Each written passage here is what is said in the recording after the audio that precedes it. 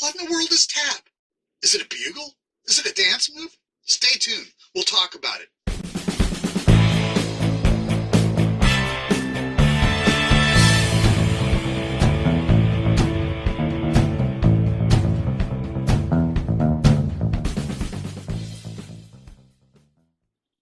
Hey, welcome back to Shihan's Dojo. I'm Shihan Marty Husband, and I'm here today to share with you about tap.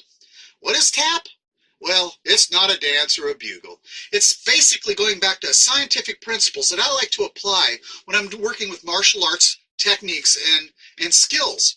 I use this method to go through and make sure that these techniques are actually good. And it's a process. This is only going to be part one of the video where we're going to break down and give you an idea of what we're trying to show. That way, when we're explaining things over the next few years on martial arts, you can understand the premise we use on some of our ideas for techniques and self-defense. Now, consider for a moment, what kind of proof do you have that the techniques you're learning are going to work?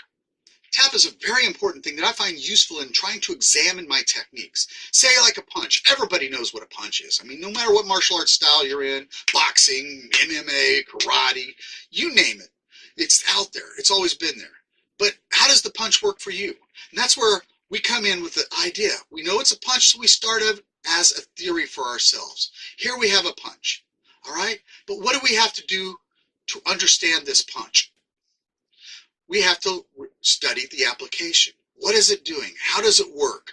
What is its purpose? Defining this application gives us a purpose so we can see where we need to go to next. Now that we've got the theory, we have to first associate this technique with what we've got to do with it. We understand how we're going to do it, but now we have to say, is it going to punch a person? Is it going to hit here? Am I going to use these two knuckles? Am I going to use the hammer fist, the back fist, whatever? We have to be aware in our own minds what it is. That way we can define the practicality. This practicality is useless if you don't sit there and think, well, where do I get to use it? That's a good point. Hence, this whole thing itself then becomes the final theory. The final theory is quite simple. We have to break it down even further. Scientific principles. But consider, when you're studying this, okay, now we have to take this whole process here and analyze it. If you don't analyze that technique, you're not going to be able to understand its uses. We do this with a series of studies that we do in static, fluid, and dynamic actions. Static is basically taking through and just walking through a technique, whether with somebody or just sitting there and trying to understand what's going on, how your hips are working, how your body affects it, how your punch is going, where's your speed coming from. Little things like that, but how it applies to that punch. Fluid training is when you get with a partner and you're not counting or anything, you're just trying to understand how it could be used, not in a situation where you're defending yourself or fighting, but you're just trying to get, an idea of how it's going to work. I mean, you need that partner training to understand how their karate technique is going to work and simply be able to do it. Dynamic, well, that's a little bit more difficult. Dynamic training is putting it to use in real life. Now, I'm not suggesting you go out there in the streets and say, hey, I'm going to go out here and punch somebody. Well, we're going to end up in jail real quick if that happens. The best avenue I have found is using sport. Sport itself I have some qualms with because it has rules. But in a sport, you can start using things like your punch. How effective are they? Can they get in there? What are my primary targets? The bad thing is you can't use all the primary targets you probably could use with a punch. Hey, let's face it, there has to be rules. You want to go home the next day and go to work or go to school, depending on your age.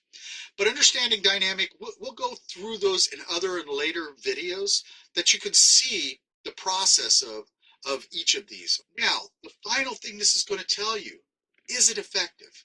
It has to be effective. If you're dynamically training, it's not working against a tall opponent. It's not working against a short opponent. One of those things, anything like that, it's not a truly effective technique. That's where you have to have your proof. If a technique is not 80 to 90% doing what it's supposed to, then it's of little use to you because you can't rely on it. You have to trust what your techniques can do, and that's the proof you have to find for yourself. Now, over some videos later, we will go through techniques and I'll break down how I do a study, and I'll probably use the reverse punch to do it. Also, at my website, when I get things set up, I will be putting a tap chart out here, just like the one you're seeing right here, so you can follow down through the process and understand. I'll also make up, as we go along with these videos, little notes and sheets to help you. Put them in your own notebooks, study, apply them to your own martial arts. This is what I'm here for. I want to make you a better martial artist. And this is the only way to do it, is learn from people who know what they're doing. All right? There's a lot of fakes out there, a lot of people saying, here's the best technique. How do you know it's the best technique? That's what you have to decide, and that's what TAP is a part of. All right? Say you're an instructor and you want to know how to teach your students. TAP is a perfect way to do it. Just follow along right there. What am I teaching? How am I doing? What's the best way to teach this? What do I need my students to know at a beginning level? What do I need to let them know at an advanced level? These are all little ideas that come through this. All right? And TAP comes in to what you do for yourself internally. Yes, it may seem advanced to do a scientific principle, but in order to become a great martial artist or a good one, what you want to be, you need to actually do this kind of an operation.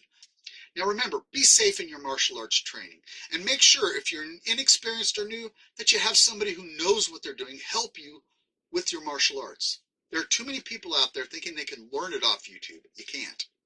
You might be able to emulate techniques, but you'll never fully understand them without a good qualified instructor. They're out there. And I'll help you in later videos also on how to find a good instructor.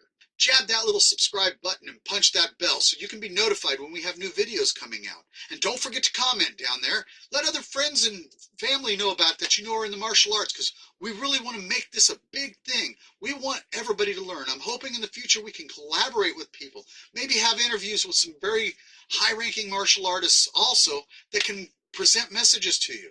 So there's a lot I want to share with you, and it's coming up. So thank you for taking your valuable time to listen, and have a great day.